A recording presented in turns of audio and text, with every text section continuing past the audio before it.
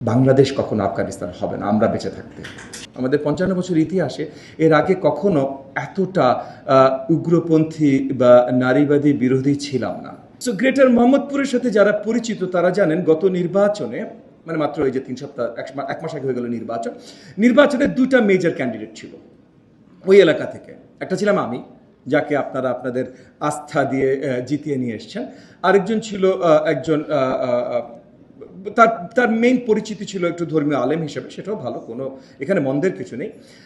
তবে সে তার বক্তব্যে পরিষ্কার করেছিল তার আগে যে সে বিশ্বাস করে নারীদের রাজনীতিতে কোনো জায়গা নেই, নেতৃত্বে কোনো জায়গা নেই, নারীদের জায়গায় নেই, এটা সে পরিষ্কার করেছে। তার বিশ্বাস, ভাই, গণতান্ত্রিক সরকার ব্যবস্থা আমরা আছি, তার বিশ্বাস সে করতেই পারেন। কিন্তু যে দুটো মেজর ক্যান্ডিডেট এবং একজন মেজর ক্যান্ডিডেটের বিশ্বাস নারীদেরকে মুছে দাও সোশ্যাল সব প্ল্যাটফর্ম এবং ফোরাম থেকে, তার বিশ্বাসই এটা। ঠিক আছে, তো এখন নির্বাচন, প্রত্যেকদিন 10টা-20টা করে মিছিল হচ্ছে, অনেক কিছু হচ্ছে, right? We trying to get to the people. তো এমন একটা মিছিলের সামনে হঠাৎ করে একজন নারী আমাকে থামালেন, মানে পুরো মিছিলটাই থামালেন।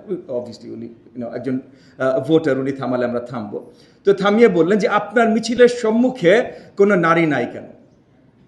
তো আমি ওনাকে বললাম, মানে যথাযথভাবে বোঝাতে চেষ্টা করলাম যে বাংলাদেশে যেহেতু নারীদের সম্পৃক্ততা একটু কম, সব মিছিলে সবসময় নারীরা থাকেন না, অনেক মিছিলেই থাকেন, কিন্তু এগেন আমরা চাই 50-50 সম্পৃক্ততা পুরুষ নারী। সো যে কোনো মিছিল বা যে কোনো কর্মকাণ্ডেই 50% নারী হবে, 50% পুরুষ হবে, কিন্তু সব জায়গায় আমরা সেটা পাই না।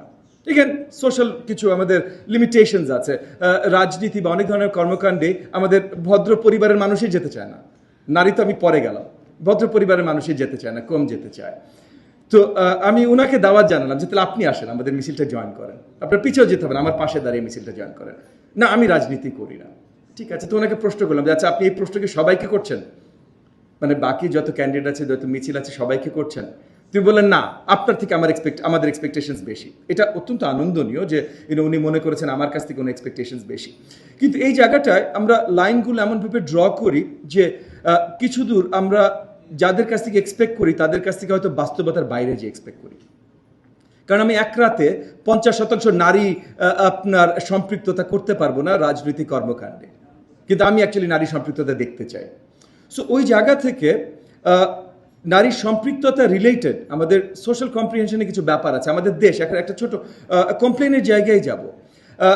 এই গত নির্বাচনে আমি একটু দুঃখের সাথে বলছি, গত নির্বাচনে আমি অ্যাটলিস্ট যাদেরকে উগ্রবাদী ফোর্স হিসেবে চিন্তা করি, মানে যারা নারীর সম্পৃক্ততা বা নারী নেতৃত্ব বা নারীদের মর্যাদা নিয়ে তাদের চিন্তা চেতনা ভিন্ন, মানে এই যে ইকুইটি বা ইকুয়ালিটি, এই লেভেলের তাদের চিন্তা চেতনা না, তারা বিশাল অঙ্কের ভোট জয় করে আমাদের দেশে এখন বিরোধী দলের স্থান করে নিয়েছেন এবং তারা তাদের স্থানে পরিষ্কার যে নারীরা নেতৃত্ব দিতে পারবে না। এটা যদি আপনারা কেউ আমার সাথে দ্বিমত পোষণ করেন, একটু জাস্ট ইউটিউবে যেয়ে তাদের ভাষণ শুনে নেবেন, তাদের স্ট্যান্ডটা পরিষ্কার।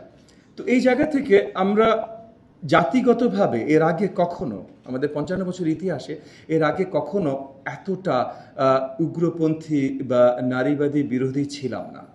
এইবার আমরা হয়েছি। এর মানে আমাদের উপরে আরো বেশি দায়িত্ব আছে এবং মনে হচ্ছে আমাদের উপরে, আমি মন্ত্রী হিসেবে সরকারের কথা শুধু বলছি না, আমি জনগণের কথাও বলছি, আমাদের সকলের উপরে আরো শক্ত দায়িত্ব আছে যে এই জায়গা থেকে আমরা আবার ঘুরে ফিরে আসি। প্রত্যেকটা বাড়িতে দায়িত্ব আছে। সরকার কালচার গঠন করে না, সরকারের অনেক দায়িত্ব আছে দেশের সকল ইনস্টিটিউশন পরিচালনা করা।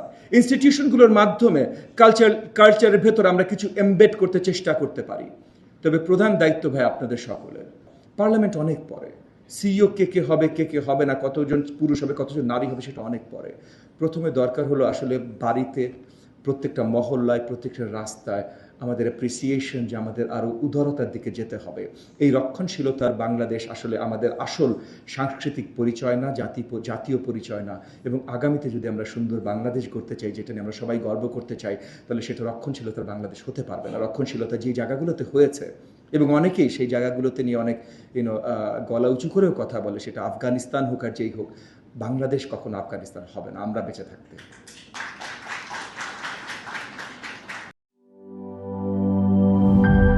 দুধার চকলেটে একাকার হয়ে ওঠা প্রাণ লেয়ার সম্পর্কের মিষ্টি ম্যাজিক।